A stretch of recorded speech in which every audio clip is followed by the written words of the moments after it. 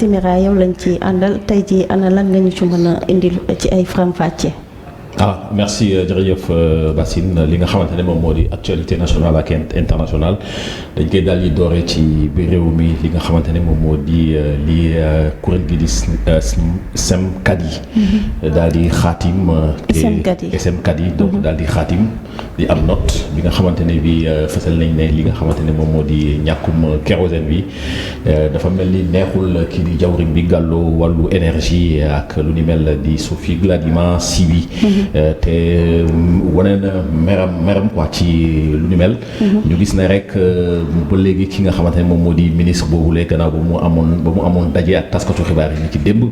dafa daal di indi li nga xamante ne moom moo di ay assurance te yemul ci foofu aussi wax na tamit li nga xamante ne bi moom moo ay dëgg jëmale ko ci kuréel gi di SEMKAD yi ak Ola énergie nee na ak nu munta demee situation bi donc bu tollee foofu donc ñoom lu joxoñ baaraamu tuuma mais ba léegi je pense que aussi donc ñun aussi suñu wàll taataan nañu xalaatu sénégalais yi ci li nga xamante ne moom moo di wàllu te kii di suñu naataango Oulimata Dia donc moo wàcc si mbedd bi donc daal di indi li nga xamante ne moom la sénégalais yi xalaat ci jafe-jafe yi nga xamante ne bi wàllu aviation ñoo koy jànkonteel ci wàllu ñàkkum kérosène.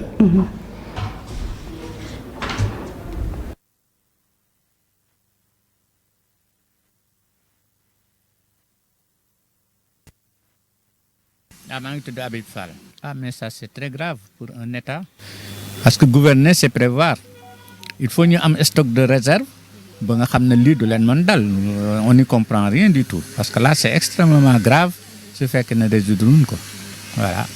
Mais lu mu mën jël des problèmes économiques aéroport bu fonctionné wul moo jël problème yi c'est énorme au niveau économique kenn bougetul kenn du dem kenn du dikk et cetera sans compter encore l'image du pays au niveau international parce que aéroport mais buntu dëkk bi la dañuy jóge fu nekk par conséquent su problème boobu perdurer mais c'est l'image du Sénégal qui est ternie voilà.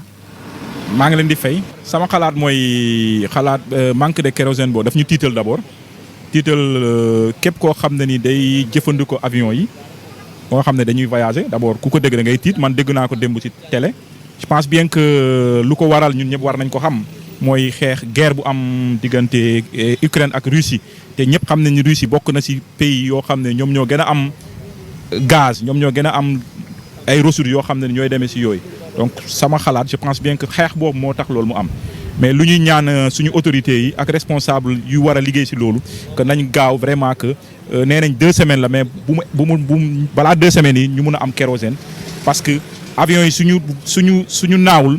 voilà bi ñu jógee ci élément bi nga xamante ni moo soxal wàllum kérosène bi ñàkkum kérosène bi fii ci biir réew bi ana lan moo ci toftal. waaw lu ci topp mooy capitaine Touré ñi ngi démb mi ngi woon ci makaanu maire de Dakar. Barthélémy Diaz daal di ko dalal foofu te mu nekk aussi une occasion donc ñu daal di xaati am contrat. bu dox diggante ak mairie bu Dakar kii di Cheikh Oumar Touré donc Barthélémy Diaz daf ko tabb conseiller spécial yor wàllu kaaraange ci ville de Dakar. ñu jàpp ne donc décision boobu mu ngi ñëw rek gannaaw ministère donc de l'enseignement supérieur ba ñu exiger li nga xamante ne moom moo di dakkal contrat bi doxoon diggante gendarme boobu la nga xamante ne ñu ko summi ak UAM. donc moo waral nag kii di Barthélémy Diaz donc daal di ko woo donc mu ñëw xam nga mu jox ko place boobu. pour mu nekk conseiller spécial am lu yor li nga xamante ne moom moo di wàllu kaaraange te ñëpp xam nañu kaaraange yëfu gendarme la.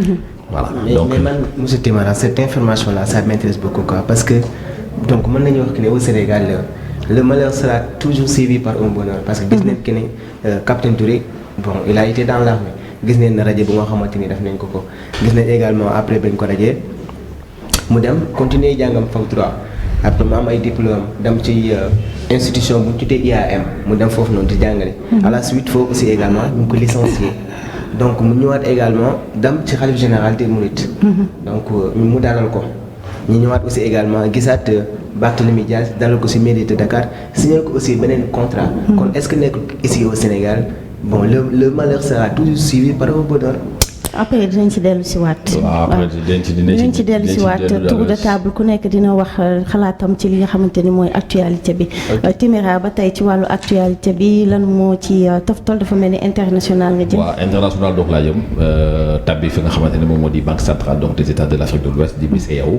am na gouverneur bu bees donc di wuyoo ci turu Jean-Claude Brou. nekkoon ancien président commission de la CEDEAO moom moo remplacé kii di Tchemoko Meïlen Koné. bi nga xamante ne bi moom it njiitu réew bu Côte d'Ivoire de Alassane Dramane Ouattara daal di ko tabb vice-président de la République. donc bu Côte d'Ivoire te kii nga xamante ne moom moo nekkoon président commission CEDEAO di ancien ministre bu ivoirien bi di Jean-Claude Brou ñu yàpp ne rek nekk na koo xamante ne kii di njiitu réew bu Côte d'Ivoire wóolu na ko bu baax a baax sa homme de confiance am la. te tamit dénk na ko ay dossiers yi nga xamante ne dossiers yu diis la. rawatina dossiers yi nga xamante ne donc ñu ci bëri dañoo aju ci wàllu coup d'état bàyyi ko Mali Guinée Conakry ak Burkina Faso.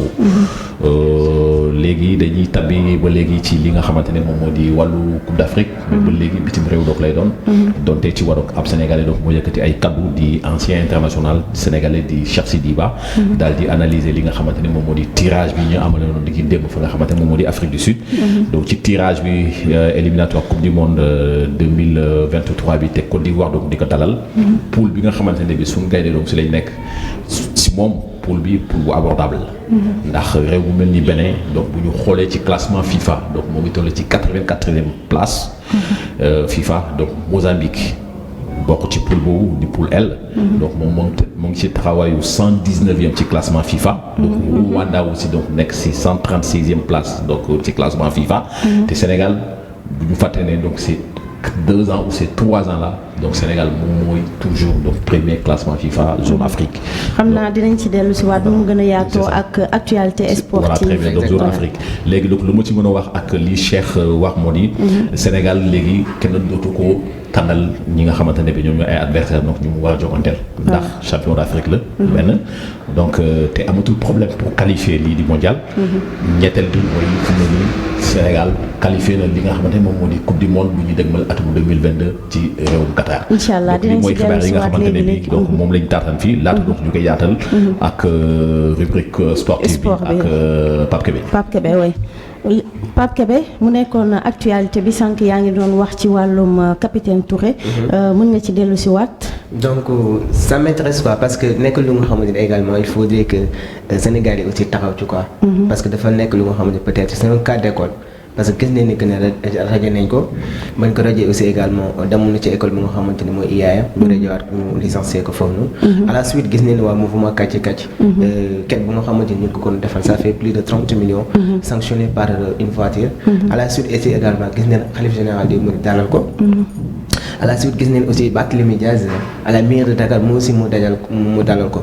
et je pense que aussi également signé na fa benn contrat bu nga xamante ni moom day nekk un agent bu nga xamante ni day assurer la sécurité au niveau de Dakar. donc ñuy gis que ni vraiment nekkul lu nga xamante ni peut-être mën nañu wax que ni c'est un cas d'école parce que je pense que ndaw ñi aussi également war nañ ci mën a jàng que ne dans ta vie lépp lu nga xamante ni dal na la. donc voilà il faut faire preuve de patience et aussi également def de telle sorte que nga am ce qu'on appelle les dépassements et voilà nga fonctionner ci route bu nga xamante je pense que ci nga nekk boo ko defee rek tu verras les bonnes choses. loolu laa amoon comme jàngat bu nga xamante ni voilà dama ko ci doon def.